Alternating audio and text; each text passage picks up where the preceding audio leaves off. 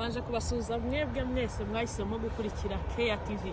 Njye muvugana uyu munsi ndi Mama Keya. Nifuje kubana namwe muri iki kiganiro. Tuje mwebwe aho mwaba muri hose, abari ku mugabane wa Afrika, abari ku mugabane wa Amerika, abari ku Aziya, abari muri Australia, umuntu wese aho yaba ari tumuhaye ikaze muri iki kiganiro. Uyu munsi rero ndagira ngo tuganire namwe, ariko mbere yuko tuganira reka tubanze dusenga Imana.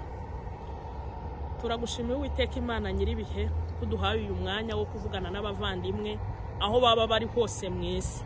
Twakiriye umugore, umugabo, umusore, umukobwa ndetse n'umwana uzagirirwa ubuntu bwo kureba iki kiganiro ngo agire icyo akuramo cyubaka umutima n'umubiri we. Dusenze twizeye kubikora mu izina rya Yesu. Amen. Ngiri kumwe namwe rero.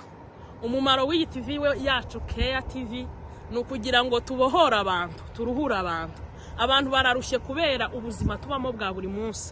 Abantu baruhijwe n'ubushomeri, abantu baruhijwe n'ubukene, abantu baruhijwe n'ibibazo, abantu baruhijwe n'uburwayi. Ndetse rimwe na rimwe ubwo burwayi ugasanga bwaburiwe umuti, bwaburiwe urukingo. Abo bantu bose rero kubera izo ntambara, ibyo bibazo bakabaho ubuzima bw'ubwigunge. Tubonye nta kindi twamarira mwebwe mwese, duhisemo kujya tubaha ikiganiro kibakomeza. Ibyo ngira ngo tuganireho uyu munsi, abantu barakomeretse, kandi abo bantu ntibakomerekejwe n'ibiti cyangwa amabuye, abantu bakomerekejwe n'abantu. None ninde uzomora abo bantu? Abantu bakomerekejwe n'abandi. Abantu bwacu nitwe dukwiye kongera komora abantu.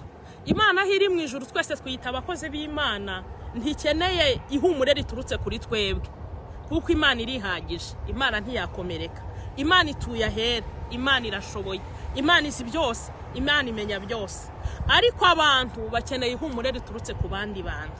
Reka rero tubane n'abantu bakomeretse, tubane n'abantu bafite ibibazo, tubahumurize.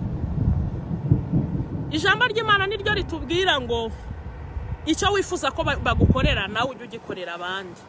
Abantu babwiye ibyo batari bakwiriye kubwirwa, abantu bakora ibyo batari bakwiriye gukorerwa. Ibyo bintu rero nibyo byakomerekeje abantu, bituma babaho ubuzima bw'ubwigunge, bituma babaho ubuzima buremereye, bituma babaho ubuzima bugoye. None reka tubakire. Niba urwaye uri kumwe natwe, wumve ko Imana igukunda, wumve ko Imana yakugirira neza, wumve ko Imana yagutabara, wumve ko Imana yagumana nawe. Wakire ihumure riturutse kuri Keya TV.